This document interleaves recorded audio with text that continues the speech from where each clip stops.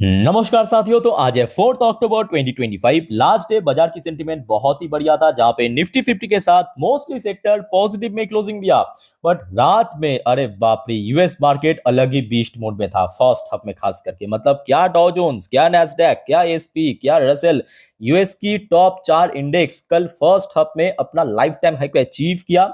और look at this, डॉ Jones closing दिया 0.51% ऊपर। दूसरी तरफ नैस्डैक कंपोजिट भी लगभग वही 12:20 से लेकर 12:30 के बीच अपना लाइफ टाइम हाई को अचीव करने के बाद क्लोजिंग दिया बहुत नीचे नहीं, थोड़ा सा एक प्रॉफिट बुकिंग हल्का फुल्का देखने को मिला 0.28% नीचे। बट दूसरी तरफ ये बात भी सही है कि कल रात में एक्चुअली गिफ्ट निफ्टी की क्लोजिंग उतना भी बढ़िया लेवल पे नहीं हुआ। मतलब कल इंडियन मार्केट में देखिए निफ्टी 50 कहां पे क्लोजिंग दिया 24,894 पॉइंट पे, और गिफ्ट निफ्टी की कल रात में क्लोजिंग हुआ 24,953 पॉइंट पे। अब ये भी आप मत भूलिए कि ये अक्टूबर की फ्यूचर है, ये अक्टूबर की गिफ्ट निफ्टी की फ्यूचर है, तो इसमें प्रीमियम भी काफी मोटा होगा, तकरीबन 100 से लेकर 120 पॉइंट। तो उस हिसाब से अगर हम एडजस्ट करें ना, एक्चुअली कल रात में गिफ्ट निफ्टी की पोजीशन उतना अच्छा नहीं था। अच्छा साथियों, याद कीजिए कल रात की 12 बजे की वीडियो में ये जब अपडेट मैं आपको दे रहा था, एक खबर मैं आपको ये भी दिया था। वेट अ मिनट, मैं आपको थोड़ा पहले से समझाता हूं। देखिए लास्ट मंडे क्या हुआ था, यूएस की प्रेसिडेंट डोनाल्ड ट्रंप और इजराइल की प्राइम मिनिस्टर बेंजामिन नेतन्याहू के बीच एक मीटिंग हुआ था। उस मीटिंग की अपडेट मैं आपको सोमवार रात को ही अपडेट दे दिया था कि उस मीटिंग में एक्चुअली पिछले 2 साल से जो हमास वर्सेस इजराइल के बीच ये जंग चल रहा है ना, उसको रुकवाने के लिए कुछ शर्त, कुछ कंडीशन रखा गया था। मतलब सीज फायर एक टाइप का आप कह सकते हो, ठीक है। सो सीज फायर के जो शर्त रखा गया था या कंडीशन रखा गया था, वो मोस्टली देश के लीडर एक्सेप्ट किया था, including Israel prime minister Benjamin Netanyahu. अब वो तो एक पक्ष था, दूसरा पक्ष है जो जंग की दूसरी साइड यानी हमास। क्या हमास उसको एक्सेप्ट करेगा? तो जिसके लिए कल रात की अपडेट था, ऑलरेडी आपको मैं कल रात में अपडेट दे चुका हूं कि Trump Sunday deadline, Donald Trump ने हमास के लिए एक टाइप का थ्रेट या वार्निंग दिया है कि भाई आपके हाथ में रविवार शाम के 6 बजे तक है, अगर आपको एक्सेप्ट करना है, मानना है, कर लीजिए सीज फायर, अदरवाइज इसका जो परिणाम है काफी घातक हो सकता है। और उसके पॉइंट ऑफ व्यू से मैं आपको ये भी कहा था कि ये कहीं ना कहीं हमास के लिए भी काफी बेनिफिशियल रहेगा, क्योंकि देखिए अब नॉर्मली सोचिए ना, मतलब पिछले 2 साल की जंग में हमास क्या हासिल किया? अल्टीमेटली कुछ हासिल नहीं किया। मतलब बिन बजाय जो छोटे छोटे मासूम बच्चे, उनका जान गंवाया है। तो ये कहीं ना कहीं दोनों पक्ष के लिए अच्छा है, इवन दुनिया के लिए भी अच्छा है, क्योंकि जो पिछले 2 साल से एक बड़ा जंग चल रहा था हमास वर्सेस इजराइल, तो वो अगर रुक गया ना, मार्केट की पॉइंट ऑफ व्यू से अगर हम बात करें या इकोनॉमिकल पॉइंट ऑफ व्यू से बात करें, काफी बेनिफिशियल रहेगा, ठीक है। तो इसी के ऊपर फाइनली अपडेट आ चुका है, मतलब हमास की तरफ से फाइनली एग्री कर चुका है। ये देखिए, ये आज की अपडेट है।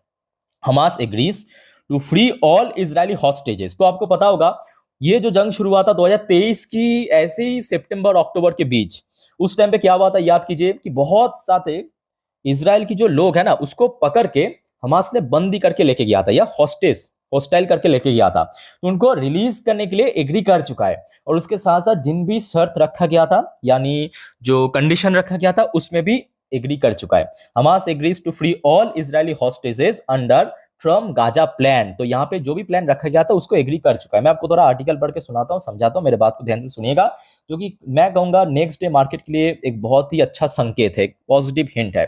President Donald Trump told Israel on Friday, ये तो फ्राइडे की बात है, मतलब कल की बात है, इमीडिएटली स्टॉप बॉम्बिंग गाजा। सबसे पहले तो डोनाल्ड ट्रम्प ने इजराइल को कहा कि इमीडिएटली गाजा पट्टी में आप बॉम्बिंग करना स्टॉप कीजिए, after Hamas agreed to release hostage and some other terms in a US plan to end the war, but vexing issue like disappointment appeared unsolved। तो कुछ यहाँ पे इशू है, बट मोस्टली यहाँ पे एग्री कर चुका है, ठीक है। तो उसके बाद क्या अब देखना पड़ेगा कि किस तरह से ये होता है, क्योंकि इसके पहले भी हमने देखा था इजराइल की तरफ से कहा गया था कि एकदम से सीज फायर नहीं होगा, फेज बाय फेज होगा, मतलब फेज 1, फेज 2, फेज 3 इसी तरीके से होगा।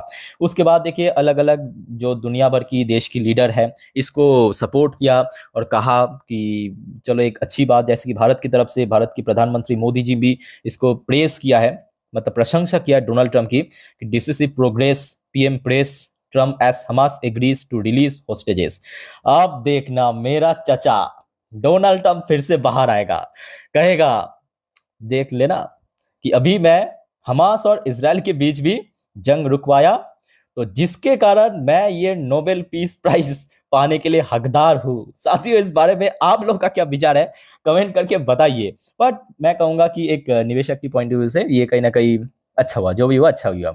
ओके, सो दोस्तों आगे और भी बहुत सारे टॉपिक है, आगे बढ़ते हैं। पर उसके पहले आप सभी को मैं रिक्वेस्ट करूंगा, अगर आपने चैनल को अभी तक सब्सक्राइब नहीं किया तो प्लीज फटाफट सब्सक्राइब कर लीजिए। और याद रखना मेरे प्यारे साथियों, मंडे क्योंकि बाजार ओपन होगा मतलब परसों, तो उसके पहले कल यानी संडे के दिन में आपको नेक्स्ट वीक के लिए जितने भी वाइटल जानकारी, इंपॉर्टेंट इवेंट होगा, इंपॉर्टेंट इकोनॉमिकल डेटा आउट होगा, और मोस्ट इंपॉर्टेंटली बहुत सारे कंपनी की अर्निंग भी आउट होगा Q2 की, सब मैं आपको डिटेल में कल जानकारी दे दूंगा। सो एक भी अपडेट मिस मत करना और प्लीज चैनल को सब्सक्राइब भी करके रखना। ओके, अच्छा हम आगे बढ़ते हैं। नेक्स्ट एक और इंपॉर्टेंट टॉपिक जरा देखिए, ये थोड़ा सा ट्रेड के ऊपर देखिए। भारत की union minister Piyush Goyal urges Singapore based investors to explore opportunities in India. साथियों, आपको पता होगा कुछ एक डेढ़ हफ्ता पहले की बात है, भारत और सिंगापुर के बीच ट्रेड पैक्ट या ट्रेड डील साइन हो चुका है। अब देखिए, ट्रेड डील तो साइन हुआ है, बट वहां के इन्वेस्टर्स या वहां की जो कंपनीज को भी यहाँ पे आने की आवश्यकता है, तभी जाके कुछ बेनिफिट मिलेगा, अदरवाइज साइन करने से क्या होता है ना। सो अभी भारत की तरफ से यूनियन मिनिस्टर पीयूष गोयल साहब ने सबको इन्विटेशन दिया, वहां के जो बड़े बड़े इन्वेस्टर्स है, बड़े बड़े कंपनीज है, कि आइए अब भारत को एक्सप्लोर कीजिए, यहाँ पे ह्यूज अपॉर्चुनिटी है, सो यहाँ पे निवेश कीजिए। तो ये कहीं ना कहीं मैं कहूंगा एक निवेशक की पॉइंट ऑफ व्यू से भी अच्छा है, इवन देश की इकोनॉमी की पॉइंट ऑफ व्यू से भी अच्छा है। अच्छा, उसके साथ साथ साथियों मैं आपको ये भी कहूंगा कि सबसे बड़ा दिक्कत क्या है मालूम है, वह एफआईएस द्वारा लगातार सेल ऑफ करना। और ये डेटा जरा आप देखिए, FIIs outflow from Indian market touch 1.98 lakh crore in 2025। तो मतलब ये साल 2025 में एफआईएस की जो आउटफ्लो यहाँ पे एफआईएस ने टोटल 1,98,000 करोड़ की सेल करके निकल गया शेयर। और टोटल अगर हम बात करें पिछले 21 महीनों पे, मतलब 2024 और 2025 तक, मतलब 2024 पूरा और 2025 यही सितंबर तक 21 महीनों पे टोटल 3.1 लाख करोड़ यहाँ पे सेल किया। It's a huge amount. तो मेन दिक्कत ये भी है कि देखिए, एफआईएस की वापसी जब तक ना हो जाए, जो आपको मैं इसके पहले भी बार बार कहा था, तब तक आपको कोई स्ट्रॉन्ग या सस्टेनेबल रिकवरी की होने का चांस बहुत कम है। ठीक है, तो आशा रखता हूं कि इस बार अगर Q2 की अर्निंग सब कुछ बढ़िया रहा, सो एक अच्छा रिकवरी हो सकता है, या एफएस द्वारा एक अच्छा मूवमेंट हो सकता है। उसके साथ साथ दोस्तों एक और शानदार अपडेट आप जरा ले लीजिए। ये एक इंसिडेंट हुआ, American proudly show new 5 year India visa, praises PM Modi, मतलब भारत की प्रधानमंत्री मोदी जी को प्रशंसा किया, and take a dig at Trump, मतलब खुद की देश की जो प्रेसिडेंट है उनको थोड़ा क्रिटिसाइज किया। आप पूछेंगे ये इंसिडेंट क्या हुआ एक्चुअली। देखिए, आज की डेट में H1B वीसा फी हाइक के बाद आपको पता होगा, जो अमेरिकन कंपनी हो या अमेरिका में मौजूद जो भारतीय कंपनी हो या दुनिया भर की कोई भी कंपनी हो, उनको थोड़ा दिक्कत हो रहा है कि भारत से या कहीं और से H1B वीसा देके एम्प्लॉय को वहां पे लाना दिक्कत हो रहा है। तो अभी कंपनीज क्या कर रहा है कि चलो छोड़ो, अमेरिका को छोड़ो, ये सब देश में ही अपना झंडा गाड़ते हैं, मतलब जो अपना यूनिट है बनाते हैं। तो यहाँ पे इनका फोटोज भी आप देख सकते हो। ये जो व्यक्ति है ये एक्चुअली एक अमेरिकन है, ठीक है। तो ये एक टेक कंपनी में काम करता है, टेक एक्सपर्ट है। तो वो कंपनी ने क्या किया, अमेरिका के बजाय उनको भारत में ट्रांसफर कर दिया, और भारतीय वीसा के थ्रू। तो इन्होंने एक्चुअली जिस वजह से कह सकते हो कि भारत को या इंडियन जो प्राइम मिनिस्टर को प्रेस किया, प्रशंसा किया कि देखो, ठीक है, तो थोड़ा बहुत क्रिटिसाइज किया। तो अल्टीमेटली देखा जाए, डोनाल्ड ट्रंप की जो नीतियां हैं या जितने भी एक्शन लिया गया है, वो कहीं ना कहीं अल्टीमेटली डोनाल्ड ट्रंप को ही बैकफायर करा है। उसका प्राइम एग्जांपल आपके सामने ही है, जो आपको मैं कल रात में भी कहा था कि देखिए ऑलरेडी आपकी यूएस गवर्नमेंट शटडाउन हो चुका है, उसके बावजूद भी आप देखिए शेयर मार्केट ऊपर चल रहा है, या कमोडिटी मार्केट में आप देखिए, आप गोल्ड्स को देखिए, सिल्वर को देखिए, ऊपर चल रहा है। तो कहीं ना कहीं देखा जाए, यूएस की इकोनॉमी अंदर से एक्चुअली खोखला हो चुका है। और बहुत सिंपल बात है, यूएस एक बहुत ही हाई डेट देश है, हाई डेट नेशन, मतलब उसके ऊपर कर्जा, मतलब टोटल जो इकोनॉमी की साइज है ना, उससे कहीं गुना ज्यादा उसके ऊपर कर्जा है। ठीक है, तो ये भी आपको भूलना नहीं चाहिए। सो शेयर मार्केट हो सकता है कि बहुत ऊपर है, हो सकता है कि डॉ जोन्स, नैस्डैक सब अपना लाइफ टाइम हाई पे चल रहा है, बट कभी भी इसमें फुस हो सकता है। मतलब एक बार जस्ट एक छोटा सा पिन लग गया ना, पूरा बबल बस्ट हो जाएगा। तो ये भी आप समझ के रखिए। ओके, सो दोस्तों अल्टीमेटली मैं कहूँगा, ये जो अपडेट्स आया है आपके, जो हमास ने एग्री किया है, तो मे भी जल्द ही आपको एक और बड़े जंग सीज फायर के रूप में जो स्टॉप होता हुआ नजर आ सकता है, जो कि बाजार के लिए भी अच्छा है। सो लेट्स सी आगे क्या होता है, टाइम टू टाइम मैं आपको जानकारी दे दूंगा।